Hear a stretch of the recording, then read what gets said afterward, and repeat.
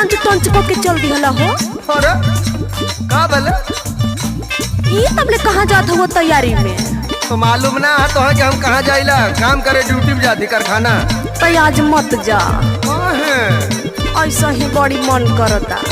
अच्छा तो तोर हरदम मन करल करे तब का अपने तो मोबाइल में लेके टिक टाक गाना सुनत है। चल हट दूर हट। अरे तभी मूड बनावत रहनी है ना। मोबाइलिया में कौन मूड बनावत रे? मोबाइलिए से तो मूड बनेला। तो का कहल चाहती बोल। अच्छा सुनो सुनाओ। सुनो ये राजा अबे ना माजा,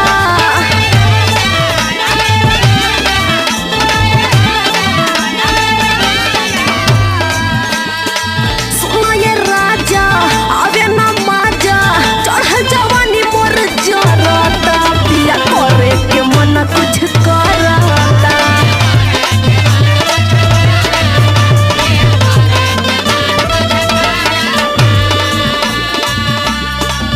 अच्छा तो जान जब आई राती में तब कुछ करल जाई। ना ना रुको ना। ओके ढेर जाड़ा लगत करे। हाँ ये बेला रुको,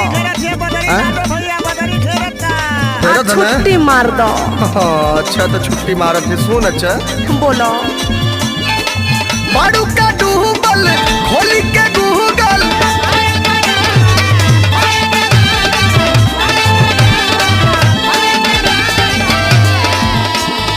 अच्छा तो मोरा समझ में ना वाला है गूगल तो के एक बार बता दे लेते गूगलवा में का देखा ली तो देखी लम तबे न मूड बनेला।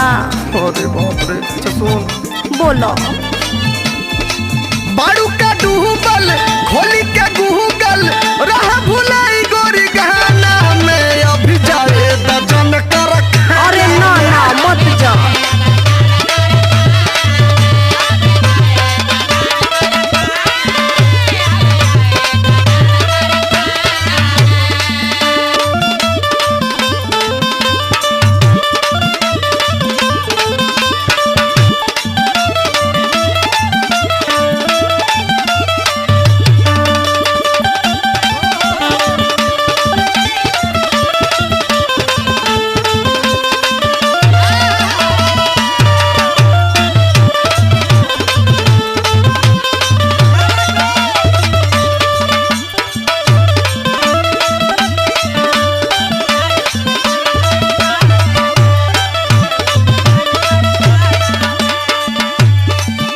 कहिला तो कारखाना कह के टाल देवे ना। हाँ ई कारखाना के देखी।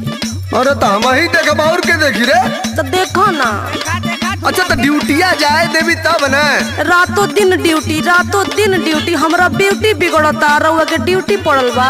अरे तोर ब्यूटी का हम च्यूटी कर दे। अच्छा बोल का कहती बताओ। सुनाओ। जब जब कहिला तो करेला माना, कहला पर कुछ करेला बहाना।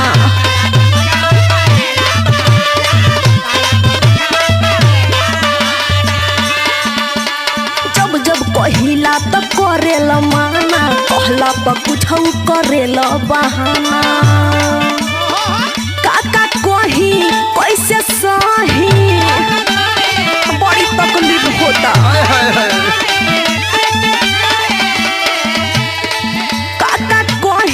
कैसे सही तनिको धीर नहीं धरता, पिया करे के मन कुछ करता।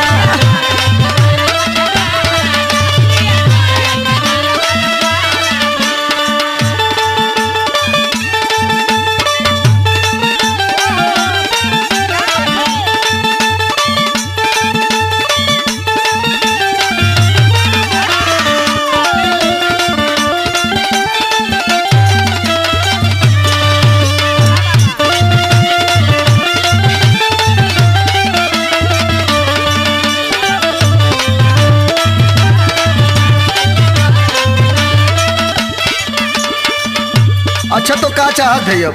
अरे हम उहे चाहता नहीं। अरे तो हंस के एकदम लाली लिपस्टिक पे जौन लगोले है एकदम मिजाज। अच्छा छोड़ हम जाए दे कारखाना, फिर हम आई तो फिर देखम मूड बनी था। ना ना मत जा। ना जाए ना ना। अच्छा सुन बोलो। जनी तू खराब कर मूड हंस के, आई तब प्यार करो बहिया में कस के। ना ना अब इंतजार ना होता।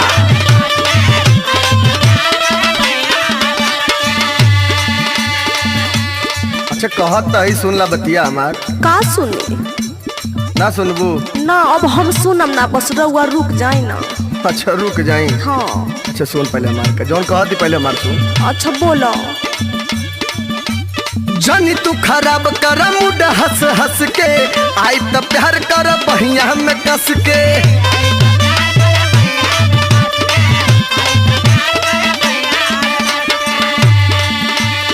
संजय बेदर्दी बटे न फर्जी, और हमहू जानतानी